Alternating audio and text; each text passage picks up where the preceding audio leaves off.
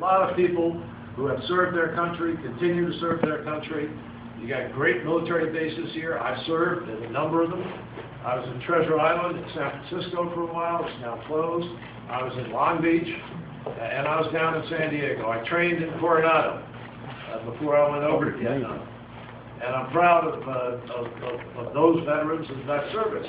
But Barbara Boxer's record, I will say this as a veteran, her record of service to veterans is as good as anybody, if not better than anybody in the United States Senate. She led the fight to get additional hospital care down at Camp Pendleton, to get a hospital bill.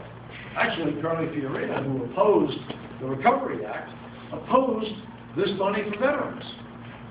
She may not have known it, but you ought to know it before you choose to say, I'm against that or I'm for this. The fact is that Barbara Boxer led the fight to get additional money for burn and traumatic care for veterans. She led the fight to help get additional money for brain injury, traumatic brain injury, TBI as we call it, and to help provide additional research into that kind of injury. She personally authored and fought for a complex care unit down in San Diego, which is a unit that takes care of the worst kinds of injuries and helps veterans to be able to recover. It's called a C5 care center.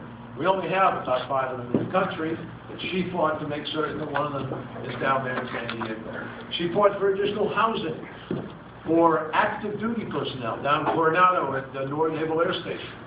There are a lot of vets down, a lot of service people down there who are permanently attached to ships who can't afford to find housing elsewhere in the city because of the prices. And she's guaranteed that affordable housing, decent housing, is going to be available to those people who serve their country. She's fought for mental health care for veterans. As many of you have read, the incidence of the numbers of suicides is much higher than any of us can find acceptable.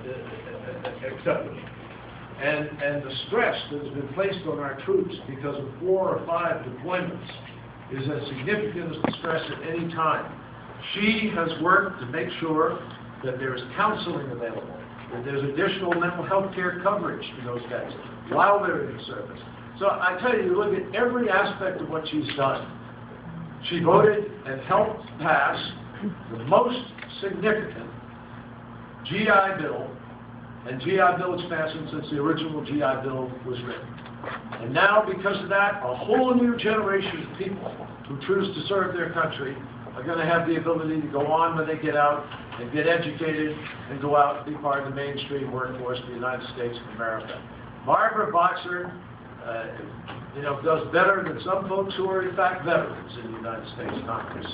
She's there for vets every single day, all the time, all year. Her record is beyond anyone else, and I'm telling you folks, we've got to help her in these next days, because I want to guarantee that we have that kind of voice standing beside me, fighting for those vets as they continue to come back from Iraq and Afghanistan and from defending our country.